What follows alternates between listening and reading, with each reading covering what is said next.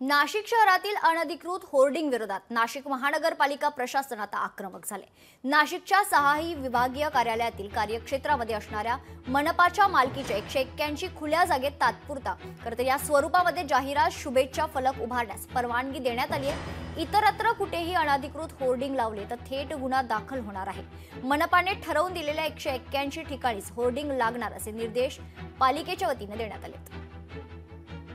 याचाच आढावा घेतला आहे आमचे प्रतिनिधी महेश महाले यांनी। शहरातील अनधिकृत होर्डिंगच्या विरोधात आता नाशिक महानगरपालिकेने आक्रमक भूमिका घेतलेली आहे। नाशिक महानगरपालिकेच्या 6ही विभागामध्ये येणाऱ्या 181 ठिकाणच्या ज्या जाहिरात विभाग आहे त्याच्यावरच होर्डिंग लावण्याचे जे आदेश आहे ते नाशिक महानगरपालिकेने दिलेले आहे। खरं तर अनधिकृत होर्डिंगचा मुद्दा जो आहे तो गेल्या अनेक वर्षांपासून गाजतोय आणि या अनधिकृत होर्डिंगमुळे खरं तर शहर विद्रुपीकरण होत असल्याच्या ज्या तक्रारी आहे त्या मोठ्या प्रमाणात आलेल्या होत्या। या संदर्भात मुंबई उच्च न्यायालयाने गुन्हा दाखल करण्याचे आदेश दिलेले असताना देखील महापालिका कारवाई करत नव्हती। आता मात्र खरं तर या अनधिकृत होर्डिंगच्या विरोधात नाशिक महानगरपालिकेने जी आहे ती आक्रमक भूमिका घेतलेली आहे। तर आता अनधिकृत होर्डिंग लावणाऱ्यांवर मनपा प्रशासनाकडून जी आहे ती कठोर कारवाई केली जाणार आहे आणि या संदर्भातले आदेश जे आहे ते मनपा आयुक्त मनीषा खत्री यांनी त्या जाहिरात विभागाला दिलेले। त्यामुळे एकूणच शहर विद्रुपीकरणाचा जो मुद्दा होता